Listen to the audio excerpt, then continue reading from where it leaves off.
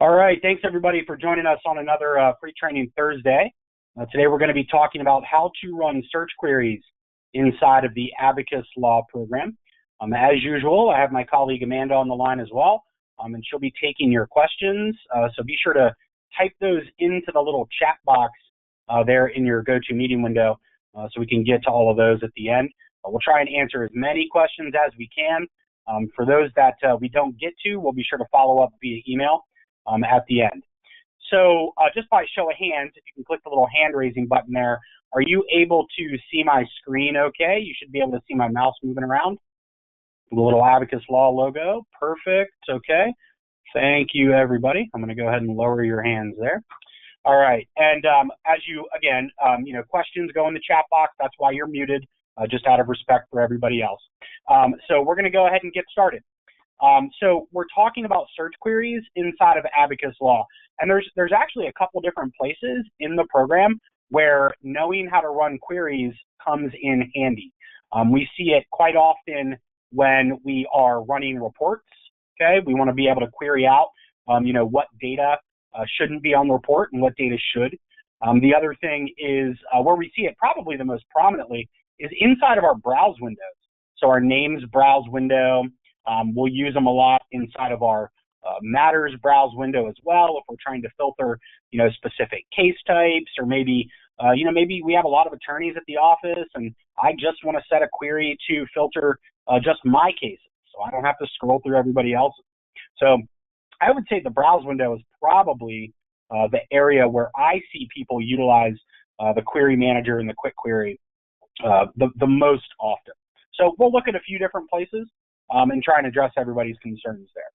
Now, I did mention the quick query and the query manager because there are two different types, I guess I should say, of query that you can run, okay? If we look at the query button here in the top right corner of my matters browse window, and if I click that, notice I have this query menu where I have an option for quick query and an option for query manager. Quick query, those are temporary queries. So when you utilize a quick query, it goes away after you're done. So it's not something you can go back and reference later on. It's basically for like quick filtering, okay? The query manager is where you will find a list of what I like to call static queries. They're queries that if you needed to change them, you would have to physically go into that query in the expression editor and make, the appropriate change to the logic. But the nice thing about the query manager queries is that you can set those as defaults. So again, if I go back to the scenario of, maybe we have a lot of attorneys at the office, but I just want to see my matters inside of this window, I can create, a query specific to my attorney code, and then I can set that as my default by using that little option there that says set current query as default. And when I do that, every time I open my browse window, I'm gonna, see just cases that are assigned to me, okay? I can always go back and clear out a query that is set as a default just by clicking the top option there that says clear current query. Say that 10 times fast. So let's start in the quick query option, okay? Now, some people will go into the quick query menu here by clicking it from the browse window. You'll notice that when you do that, you usually get a generic matter window to choose your filters from. So if I'm doing a very basic query search, like again, just looking for cases assigned to a specific attorney, this window will work.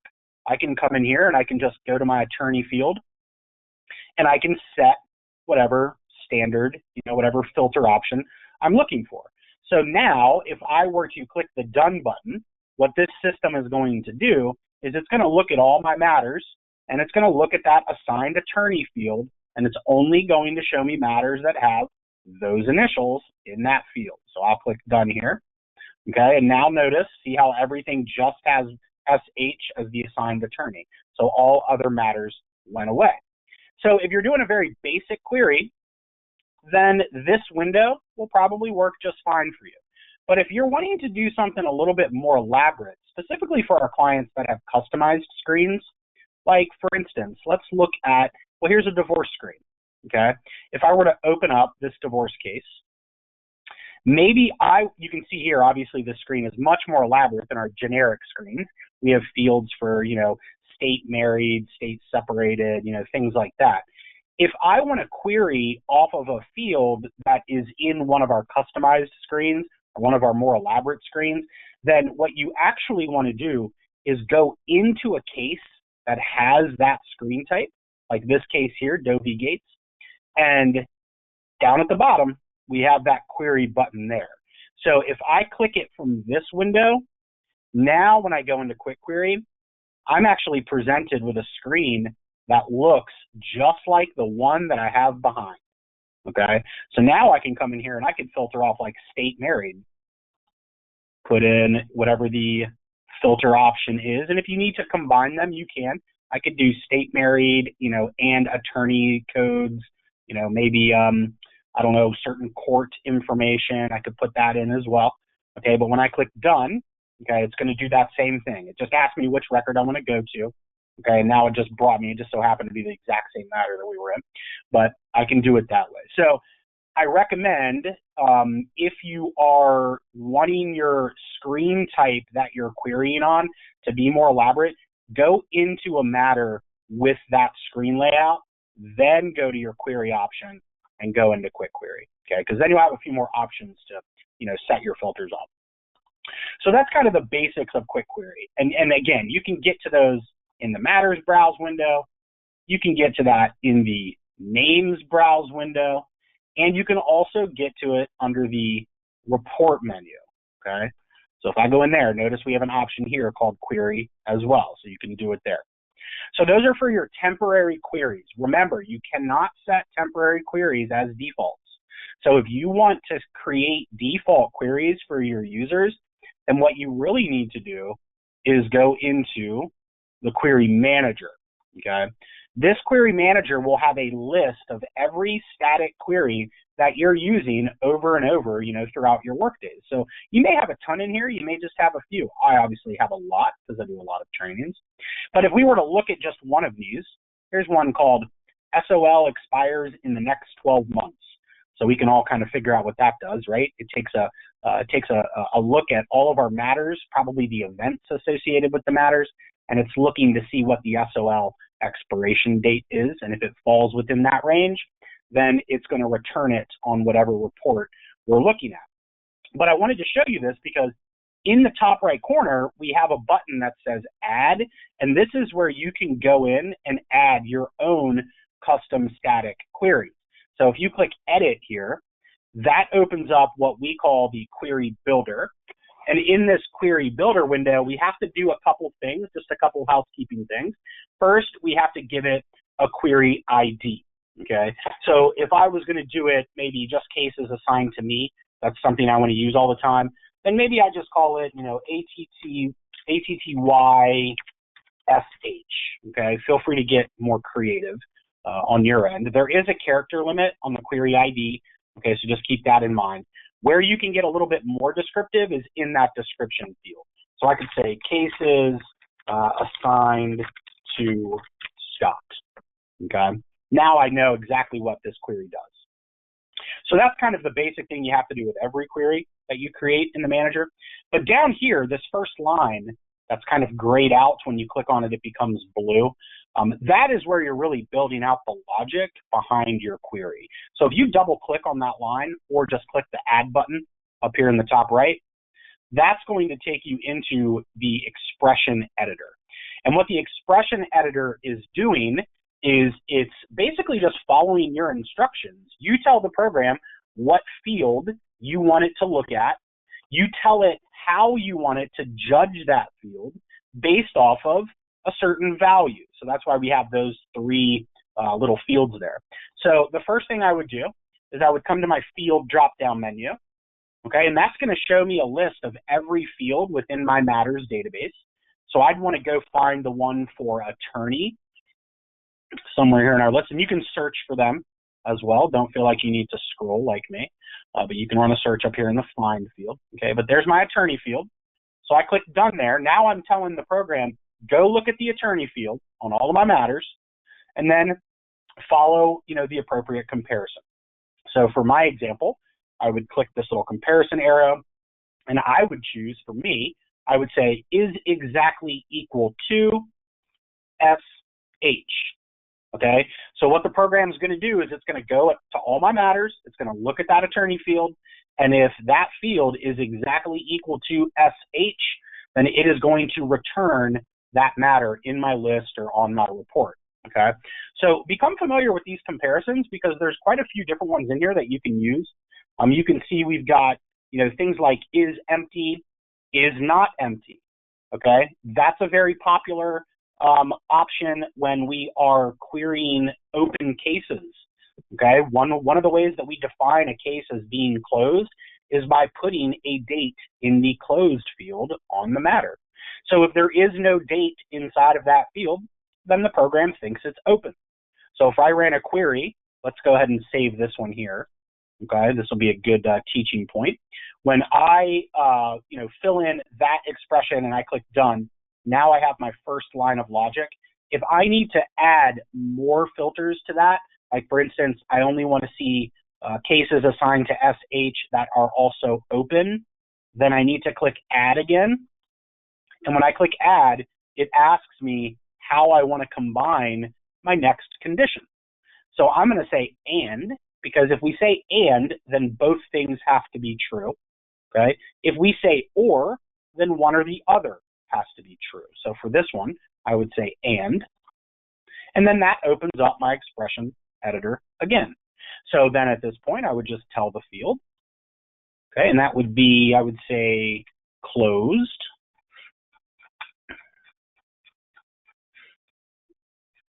There we go. And then for my comparison, I would say is empty. Okay, and I can just blank out the value part because that kind of ends my expression. Closed is empty. So that means there's no date inside that closed field. So now what I have is two lines of logic here. First, the program has to look at the matter and it has to say, is SH the assigned attorney?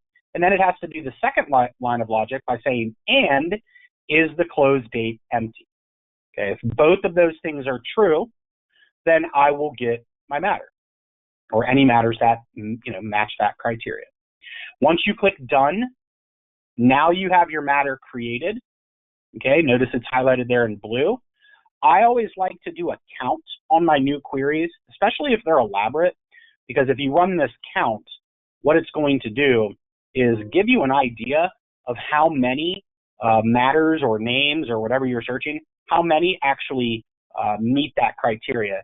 So if you build out a big elaborate query and you happen to know just, ballpark, maybe 100 cases, match that criteria, and you get a result here of 1 or 0, well, right then and there, you probably made a mistake in your query, and you need to go back and try and figure out what that was. Okay, so this is telling me I have 16 cases that match that criteria. So I can go ahead and select that query, click done. It asks me again, which record would I like to go to?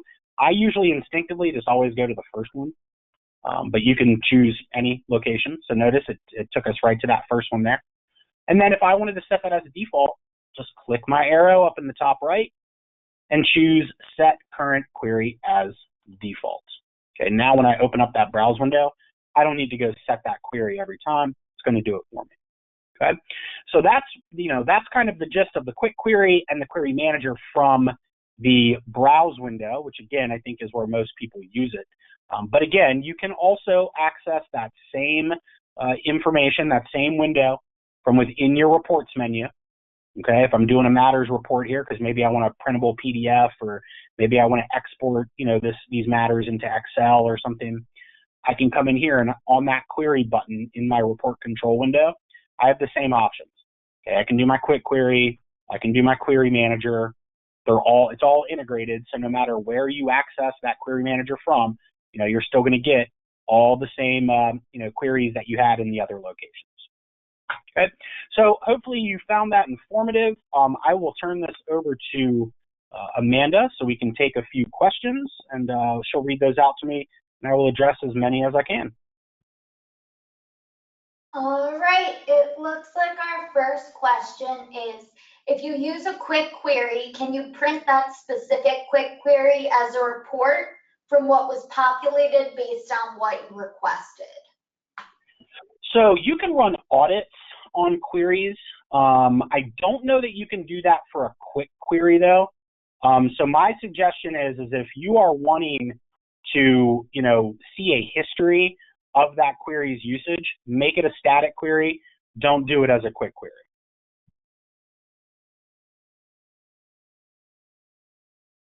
Can we do a search query for events in the calendar? Absolutely. So you can actually run that from within the events browse window. This is this little window here, this button up in the top that says events. This is a pretty unused button. It's very similar to the names and matters. Okay. When I click that, I get a similar window. So if I wanted to see, all of my, appearances that were, coming up, I can query this based off of my what code, and that would show me, every single appearance. That actually, for events, you actually, that's a great question because you actually just prompted a thought there that I think I should relay to all of you. Inside of your query manager option, when you are, let me go back to matters real quick and show it to you in here. I think it'll be a little easier to understand. So if I'm inside of my query manager, and let's edit this query that I made. I want to show you guys something that works really well with dates inside of an event when you're trying to query versus, off of dates. If I edit this, there is a comparison option that you can do called prompt me for value. Okay. So I could actually, maybe say the field is, the event when field and prompt me for value. And what that will do is anytime somebody hits or runs that query, it's actually going to pop up on their screen and let them type in a date. So I could say, open date or when date, 1/1/2018 all the way to, then the next prompt would be, I don't know, 2/1/2018. And that would give me every event that fell within that certain date range. So I definitely invite you to test out this prompt me for value option when you are building your queries, because that works really, really good for events.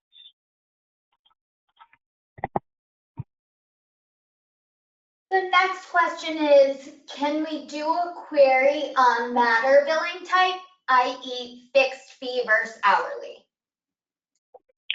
So you can actually do that in the accounting program. So that's actually a way to filter inside of accounting. If you happen to have a field on side of the, actually on the matter record that has that information, then absolutely you can run that report. As long as there's a field for it throughout, the AbacusLaw program, you can run a report on it or you can query off of it. But if you're just looking to see how many cases you have that are hourly versus, flat fee or contingency, there's a canned report for that inside of accounting.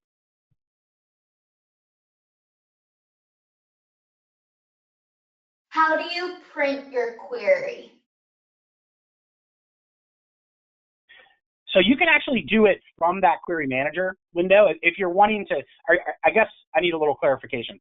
Are you wanting to print the logic of the query, or are you wanting to just print all the results that were met from the query? I'll answer both.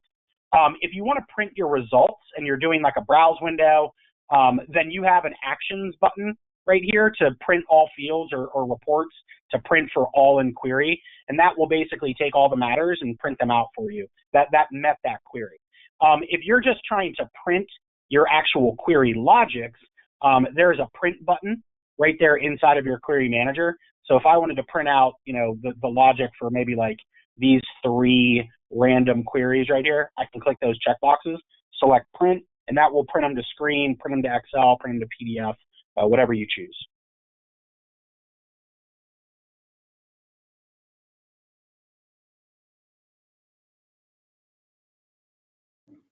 It looks like we don't have any more questions in the queue, but I think we should just give it a minute and see if anything comes through. Absolutely. While that's coming through, I'll actually talk about one other thing while people are thinking. A lot of times when we're working with queries, it's because we're trying to find something. So don't forget, you also have a global search feature up here. If I click that magnifying glass, I have the ability to search different databases based off of keywords. And this search utility allows you to use Boolean expressions like ands and ors and greater thans and less thans and equal tos. You can also use wildcard searches with your asterisk symbol. You can search for strings of text, as long as you're using quotes around the text string there. So if I ran a search for that, it would actually it actually found one. That's cool. So it searches basically everything within those quotes. You can also do the near operator, NEAR, where you can say, this word, word A is near word B.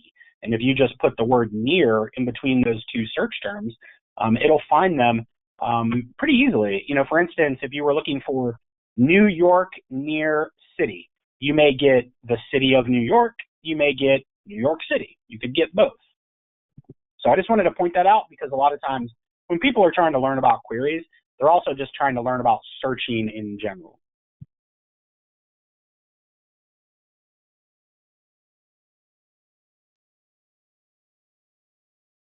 Will the global search give different results from conflict checks? Well, I mean, I suppose that they could potentially be in there as well. Now, the conflict checker doesn't, unless you modify the conflict checker by going into setup here and telling the system what fields and database locations you want it to search. By default, it actually, and let me get rid of this one because that is not the case. By default, what it does is it searches the last name field, it searches the matter name field, and it searches the notes by default. So if you wanted to make that more elaborate, there is an add button where you can go in and add, additional fields from names, events, and matters if you want it. The global search searches everything, basically. So if you go in, even, when I say everything, I mean even documents that are potentially not even linked inside of your, your matters or your Abacus program. If you have a search location, a folder location set up on your network, you can teach Abacus to search that as well. So if you look in global search, you're searching names, events, matters, notes, linked documents, all documents. That means all documents on your computer or network, and then emails as well. So could the global search also find something that a conflict checker searches? Yeah, absolutely, it could. You're not going to get the same, conflict checker type functionality in that, with a conflict checker. When we get our results here, I can, I'll do one real quick. Let's type in Doe, and let's type in Smith. And if I click run, okay, I get my hits here. And this is really a list where I can start checking things off. So if I double click on this to look at it, and I say, oh, Sally Smith, no, that's not the conflict I was looking for, I can click the checkbox there, and now that goes away. Okay, see how it removes them from my list as I'm checking the boxes? So it kind of just gets rid of them. You don't get that same functionality in the global search because it's not technically there to run a conflict check.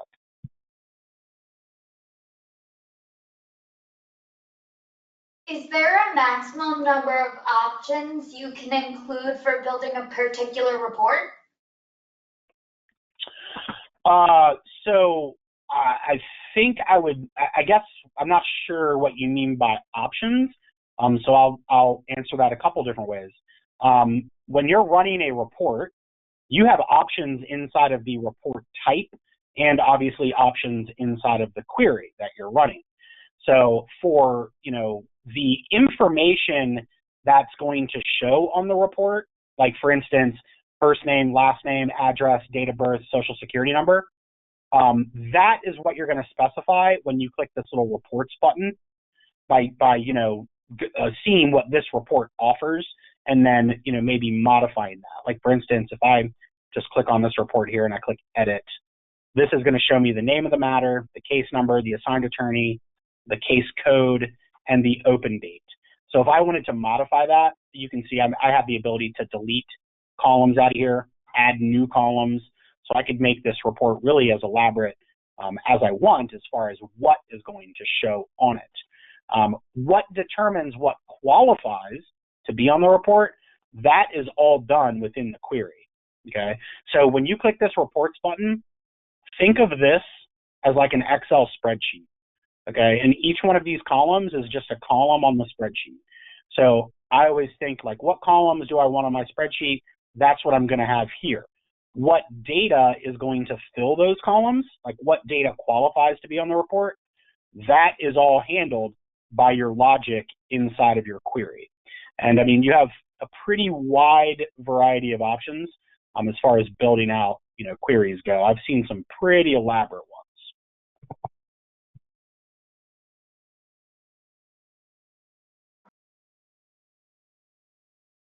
Can you put a time frame when searching? For example, looking for the word conversion in notes, it goes back to the dawn of time. So what you could do is build a query where the note text has to include that word, okay? And then you could also do a prompt me for a line inside of that expression as well that would have to do with the note creation date. So you could say, any note with the word deposition that was created between January 1st, 2018 and December 31st, 2018. And I mean, in theory, that would give you any note that has that word in it that was created within that date range. So yeah, I mean, if you're using that nice little prompt me expression or comparison, I should say, yeah, that's a good one. I'm just pulling that up one more time so you guys can see it. Okay, under our comparison, if we do that prompt me for value, and the field that we've chosen, is note date or whatever the exact, name is of that field, then yeah, in theory, absolutely you could do that.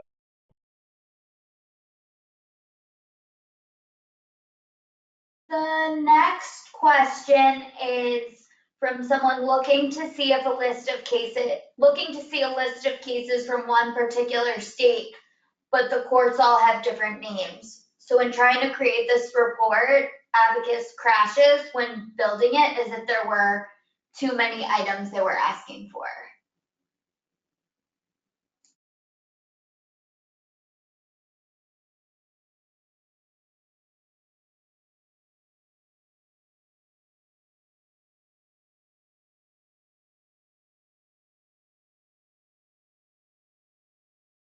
What date should I enter in order to see cases now open?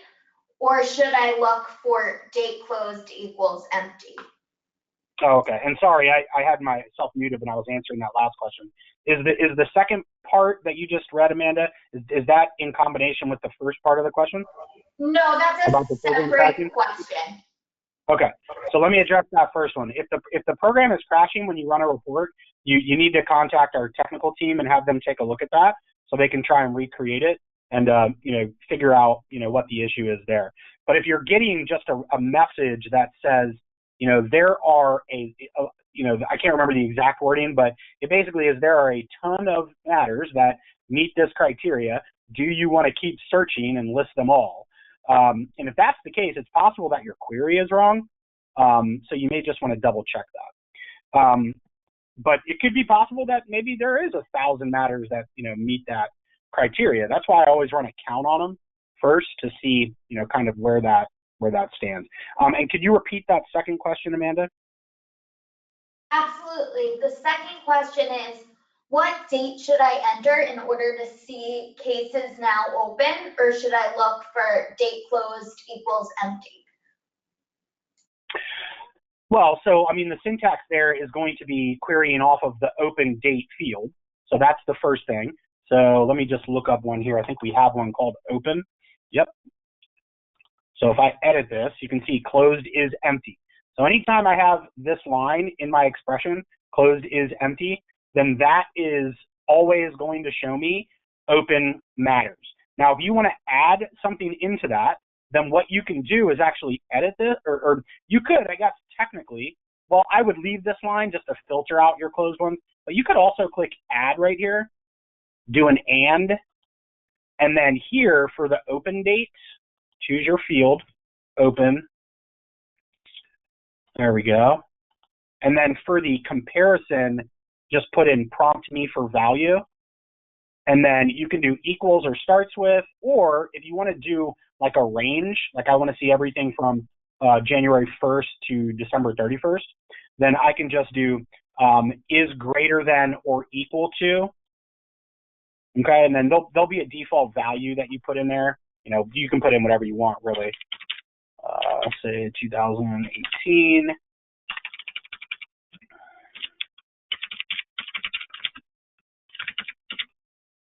Okay, and then click done here.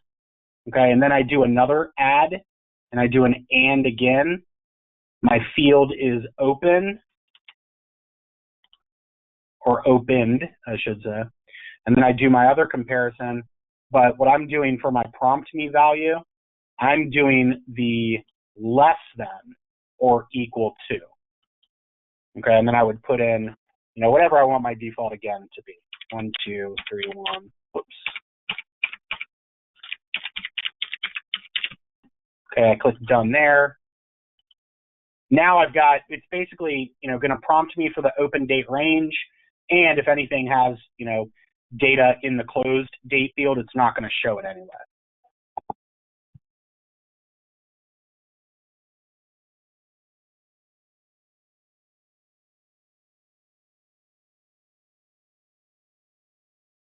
Any other questions, Amanda?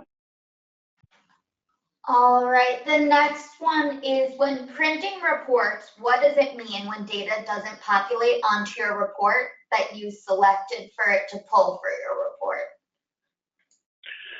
Well, if you're talking about field data is not showing, like for instance, if I look at this matters report, let's say I have a field for case number, or I should say attorney, the attorney initials, and I'm, you know, getting a report that has a bunch of matters in it and there's no initials in that column on the report, that usually means that there are no initials inside of the matter record in the program. So that's the first place I would look. I would go right to the, you know, find one of the line items on the report and go look up that matter inside of your system and see, is there actually data inside of that field in my case? Remember, the old saying, bad data in, bad data out, okay? So the more data you have inside of the fields in your records, the more accurate your reports are going to be. If data is missing in the, you know, in the record in the system, then the system doesn't have anything to export to the report. So, you know, you can't really, nothing you can really do about that. Now, on the other hand, let's say you ran that report and you exported it and there was nothing in the attorney field, but there are attorneys assigned. There could be something wrong with that field. Maybe you added the wrong field to the report. Maybe you had two different fields that, you know, looked similar and you might have added the other one. Or there could be some sort of indexing issue and perhaps your data just needs to be cleaned up with a little reindex. We can help with that too. So if it's the, if your issue is the, you know, the last example that I gave, you know, where something's just wacky and it's, you know, it's in the record, but it's not on the report, you know, contact our tech team. We can take a look at that and see if it's, you know, something underlying within the system.